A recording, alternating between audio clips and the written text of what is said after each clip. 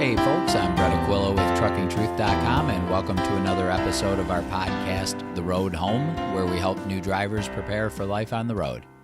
Today I want to talk about the advantages of getting paid by the mile instead of by the hour and dispel some of the myths about drivers earning minimum wage or regularly having to work for free. Getting paid by the mile or as a percentage of the gross revenues has been the norm in the long-haul portion of the trucking industry for decades.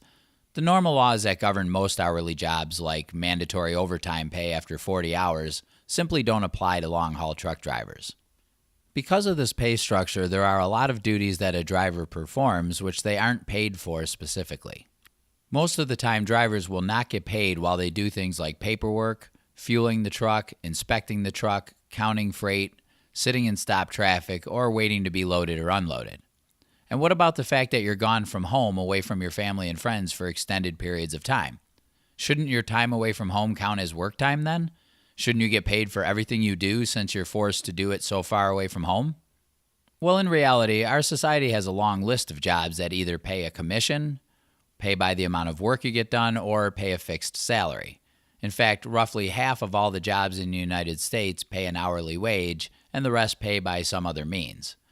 There are also millions of people that travel long distance as a regular part of their job. So getting paid a salary or a commission instead of an hourly wage and having to travel as part of your job duties is certainly nothing new or unique in our society. So the main concern in the minds of many is simple. Why should I have to work for free? Why wouldn't I get paid for everything I do, right? Well, you are getting paid for everything you do, even though you're only getting paid by the mile. They're simply averaging out all of the work that goes along with the driving portion of your job into your total mileage salary. For instance, let's look at the average week for an over-the-road truck driver. A typical week will involve maybe 2,500 miles of driving.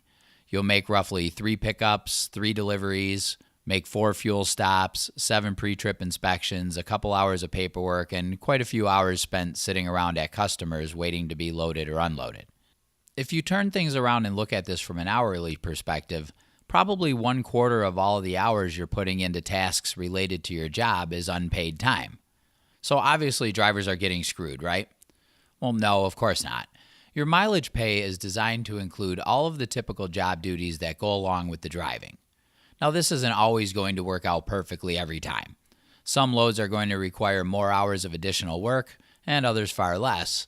But in the end, you're paid a mileage salary that reflects all of the work you'll have to do in order to make that delivery possible. So what you should do to properly evaluate your pay is to look at your entire body of work over time and ask yourself if it's worth the money it paid or not. Don't worry about exactly how you were paid or how it was broken down. If you make $1,000 in a week's time, it doesn't make any difference if you're paid hourly, salary, commission, or piecework. $1,000 is $1,000. So you look at the work involved, look at the money you made doing it, and decide for yourself if trucking is worth it or not. It really is as simple as that. Now, there are actually 2 really big advantages to getting paid by the mile. For one, you're going to get paid for the total amount of work that you accomplish. And when you think about it, isn't that what you would want? If you're turning 2,500 miles in 50 hours and another driver is only turning 2,000 miles in those same 50 hours, wouldn't you be pretty unhappy about getting paid the same amount of money for those 50 hours of work? Of course you would. You're doing a lot more work than the other driver. His ability to waste time means he's making as much as you are but doing far less work. So if you're the hard-working type, you're going to have the opportunity to outwork your peers and push your salary higher. You're going to produce more and you're going to be paid more for your greater productivity, exactly as it should be. The second big advantage is that everyone within a trucking company ultimately makes money the same way, by keeping those wheels turning. Everyone at your company is somehow responsible for keeping those trucks moving, whether they're in sales, customer service, management, dispatch, load planning, safety, or maintenance. Your job is to make sure your company can move as much freight as possible.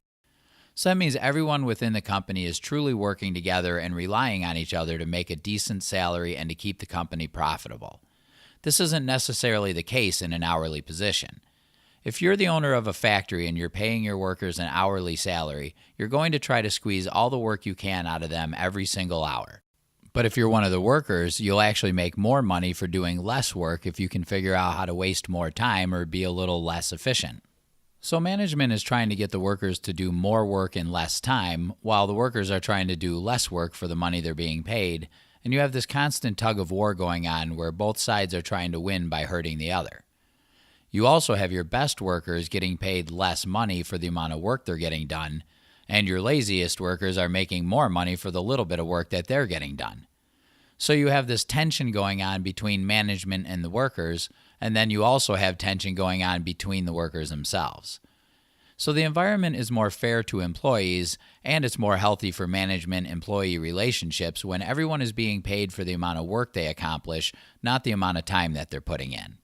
So in the end, we're faced with two key questions. Is mileage pay fair, and is truck driver pay worth it? In my opinion, mileage pay is very fair, and it's the way that I always preferred to get paid. I like being paid for the amount of work I get done because I've always been an incredibly hard worker, which means I have the opportunity to make significantly more money than my less productive peers. As far as whether or not a truck driver's pay is worth it or not, that's going to depend on the individual. For me personally, I loved my years on the road. It was a never-ending adventure full of challenges and fascinating circumstances that has left me with a lifetime of incredible memories, and it gave me a career I could build a better life with. For others, trucking's going to be the ultimate nightmare that isn't worth the sacrifices it takes to thrive in this industry. So give yourself some time and put in the work it takes to figure out how the top-tier drivers turn the big miles they can turn consistently. Once you can get to that level, you'll know enough about life in this industry to know if the salary you can make as a truck driver is worth it or not. But don't get hung up on exactly how they break down the pay. It doesn't matter if you make $1,000 in a week being paid hourly, salary, commission, or piecework. $1,000 is $1,000. Look at the work you put in to make that $1,000 and decide for yourself if it's worth it or not, so that in the end, when the workday is done, you can sit back and relax and enjoy the road home. I'm Brett Aquila with Trucking Truth, and we'll see you again next time.